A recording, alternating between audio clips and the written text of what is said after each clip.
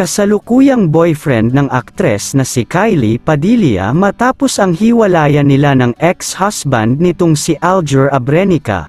Kumpirmado na matapos maispatang magkasama ang dalawa sa isang establishment na inupload ng isang netizen sa TikTok na mabilis namang nag-trending sa publiko. Viral at mainit na usapin ngayon sa mga netizens ang tila lantaran ng paglabas ng aktres na si Kylie Padilla nito lamang January 9, 2024 sa isang establishment kasama ng bagong boyfriend nito na kumpirmadong ang tattoo artist nga na si Gino John Simon ang matagal na nitong itinatago sa publiko.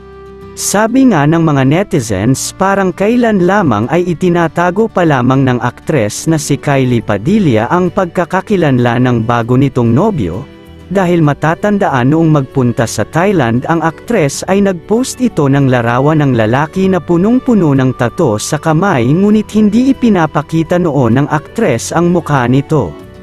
Tulad ng ex-husband nito at hunk aktor na si Aljur Abrenica na lantaran na rin lumalabas at malayang nagpo-post ng sweet photos nila sa kanilang social media account ng Viva Max aktres na si AJ Revol, Kylie Padilla malaya nang ang ipinakita sa publiko ang mukha ng bago nitong karelasyon.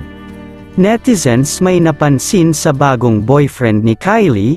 Umani ng samot-saring reaksyon sa publiko ang tila pa face reveal ng nobyo ng aktres na kinilalang si Gino John Simon dahil di hamak na mas gwapo daw ito at matipuno sa dating asawa ni Kylie Padilla na si Aljur Abrenica.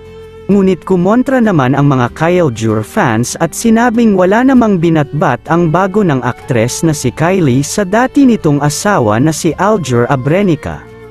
Samantala narito naman ang mga naging komento ng mga iilang netizens patungkol sa isyong ito. Nako ganyan naman sa showbiz laging may sinisisi pag nagkakahiwalay ang mag-asawa at magkarelasyon. Dapat inaamin nila pareho sila nagkamali kasi di na masaya ang kanilang relasyon. Huwag puro sisihan mga anak na lang ang pagtulungan palakihin yun lang tapos. Mas ma-appeal at macho ito kesa naman kay Aljur na babaero. Kahit sabihin pa na gwapo pa sa asawa niya dati, kung nagsawa na sila hayaan na lang oy para masaya na sila. Mas gwapo asawa niya pero wag na tayo mag-comment ng kung ano dahil hindi natin alam ang totoo nasa likod ng camera. Kayo mga ka-showbiz anong masasabi nyo sa videong ito? Mag-iwan ng komento sa ibaba. Maraming salamat po sa panunood.